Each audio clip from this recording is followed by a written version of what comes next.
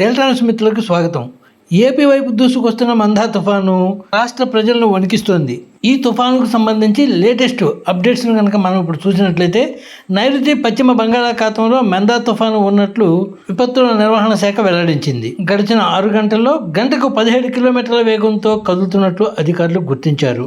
ప్రస్తుతానికి ఇది చెన్నైకు 440 కిలోమీటర్లు, విశాఖపట్నానికి 530 కిలోమీటర్లు, కాకినాడకు 490 కిలోమీటర్ల దూరంలో కేంద్రీకృతమైనట్లు వాతావరణ శాఖ అధికారులు చెబుతున్నారు. దీని ప్రభావంతో రేపు కోస్తా జిల్లాల్లో అతి భారీ వర్షాలు కురిసే అవకాశం ఉన్నట్లు అధికారులు అంచనా వేస్తున్నారు. తుఫాను ప్రభావంతో తీరం వెంబడి గంటకు 90 కిలోమీటర్ల నుంచి 110 కిలోమీటర్ల వేగంతో బలమైన వీదురుగాలులు వేస్తాయని వాతావరణ శాఖ తెలిపింది. ప్రయాణాలను వాయిదా వేసుకుని అవసరమైతేనే బయటకు రావాలని విపత్తుల నిర్వహణ శాఖ ఎండీ ప్రకాష్ జైన్ సూచించారు. ఇప్పటికే తుఫాను ప్రభావిత జిల్లాల్లో కంట్రోల్ రూములు ఏర్పాటు చేసింది ప్రభుత్వం. కొల్లిపర మండల ప్రజల కోసం కంట్రోల్ రూమ్ నంబర్ 9908568006.